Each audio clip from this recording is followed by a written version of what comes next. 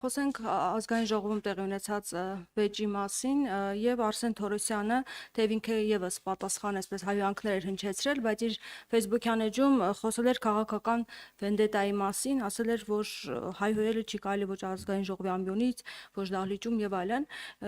Ինչ նկատի ունեք քաղաքական վենդետա ասելով նա, արդյոք կիսում եք այս տեսակետը դուք եւս եւ արդյոք կարծում եք, որ պետք է նաեւ քաղաքական վենդետա իրականացվի Արսեն Թորոսյանի նկատմամբ։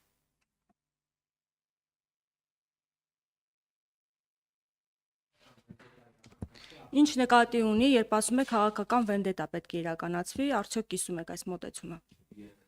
Եվ արդյոք քաղաքական վենդետա պետք է իրականացվի նաև Արսեն Թորոսյանի նկատմամբ։ Նախ դե վենդետա բոլորս հասկանում ենք ինչ է նշանակում։ Քաղաքական վենդետա ասելով մեր գործընկերը ուրեմն նկատի ունի մեր քաղաքական հանձնառությունների մինչև վերջ իրականացում, որոնց արդյունքում այո, այդ մարդիկ քաղաքականապես վերանալու են։ Քաղաքականապես այդ մարդիկ Հայաստանի քաղաքական դաշտից վերանալու են։ Սա ի նկատի ունի իմ գործընկերը եւ ես չեմ կարող այս տեսանկյունը չկիսել։ Իսկ ինչ վերաբերում է ձեր հարցի վերջի կտորին, դա մեկնաբանություն ուղղակի անիմաստ եմ համարում տալ, որովհետեւ հարցադրումը որևէ հիմնավորում բնության մեջ չի կարող ունենալ, որովհետեւ քաղաքական վենդետա եւ առասարակ վենդետա են իրականացնում այն մարդկանց նկատմամբ, որոնք մեղավորություն ունեն եւ այդ մեղավորությունը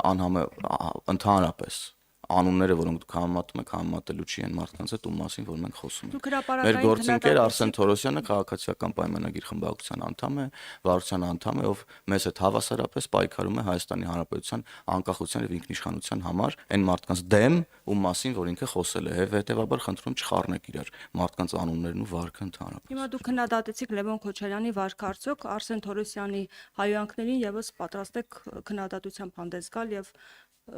գործողություններ հաջորդեն։ Դուք Լևոն Քոչարյանի բառամթերքը հիմա համեմատում եք Արսեն Թորոսյանի ասացի հետ։ Նույնը չէր, Ժորժ ջան, նույնն էր ձեր համար։ Ես ուզում եմ հասկանամ ձեր համար դա նույնն էր, ես ինչ եք ասում։ Ինչ եք ասում։ Ես կրկնում եմ։ Լևոն Քոչարյանը տվել է սեռական բնույթի հայհոյանք իր ողջ շնորհակալ եմ վերջանքով։ Բայց ներողություն, կանգնած լինելով իրենց խմբակցության կանանց թիկունքում տվել է սեռական բնույթի հայհոյանք ազգային ժողովում։ Արսեն Թորոսյանը Հերթով հարգելի լրագրողներ, հերթով Փորձեք հիմա սլակները, եկել եք հիմա Լևոն Քոչարյանի սեռական բնույթի հայհոյանքից հետո եկել եք ստեղ հիմա փորձում եք դրանից հետո հաջորդող մեկնաբանությունները բերել առաջի պլան։ Արսեն Թորոսյանի ասածն էլ պետք չի որ ազգային ժողովում հնչի։ Միգուցե իմ խիստ ելույթներն էլ պետք չեն որ հնչեն ազգային ժողովում, միգուցե մյուս գործընկերոջս խիստ քննադատությունն էլ պետք չի որ հնչի միգուցե սեռական բնույթի հայհոյանքը հնչեցրել Լևոն Քոչարյանը եւ դրան եղել է պատասխան։ Այս լեքսիկոնի առումով մի բան ասեմ, ընդհանրապես հայոց լեզուն շատ հետաքրքիր լեզու է, ասում են միայն հայոց լեզումը, որ հարգելիս դիմելաձևը կարա անցալվի որպես վիրավորանք, այնպես որ նայած ով ինչ է ուզում տեսնի ամեն մեկի խոսքերի տակ։ Իհարկե ոչ մեկի համար ցանկալի չի առավել եւս մեզ համար, որպեսզի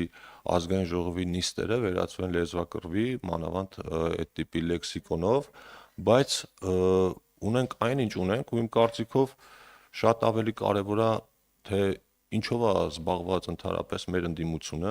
ընդդիմությունը զբաղված է հենց այս տիպի իրավիճակներ գեներացնելով։ Ես ամբիոնից էլ ասեցի, մինչև այդ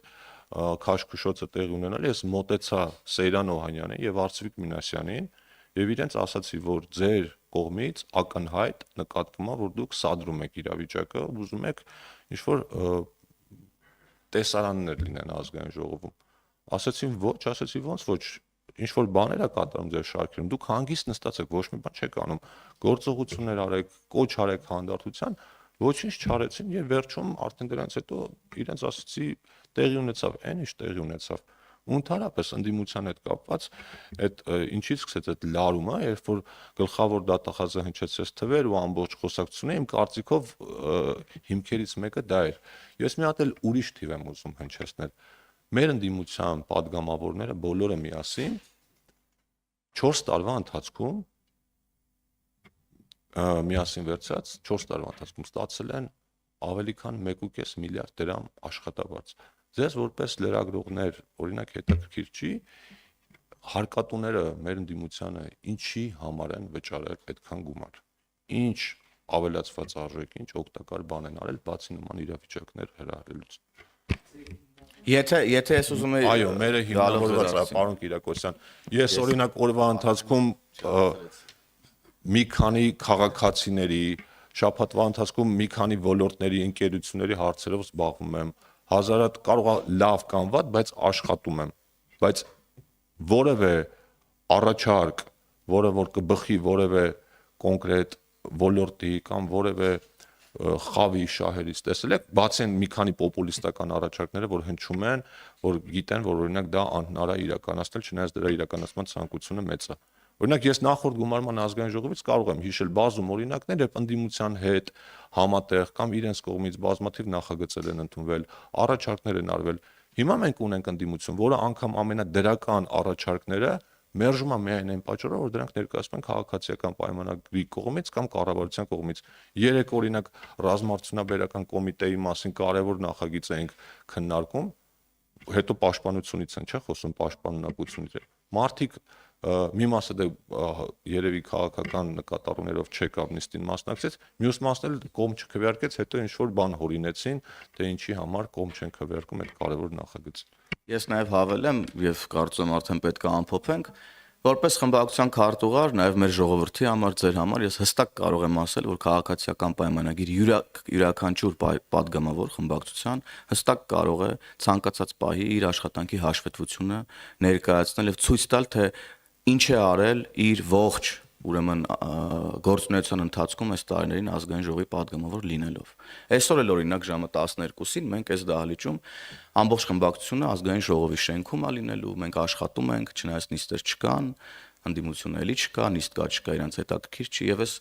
բրիֆինգն էլ 10-ին է եղել, շուտ ենք եկել, որ մենք կարողանանք մեր աշխատանքները կազմակերպենք, հասցնենք աշխատել։ Մենք աշխատում ենք եւ ուրեմն եւ այո, մեր քաղաքացիներին էլ ձեզ էլ այն մարդկանց հատկապես ովքեր գործուղել են ընդդիմության ազգային ժողով, կխնդրենք, որ հարցադրումներով հանդես գան, թե ինչ են արել այդ մարդիկ, որ հարկատուների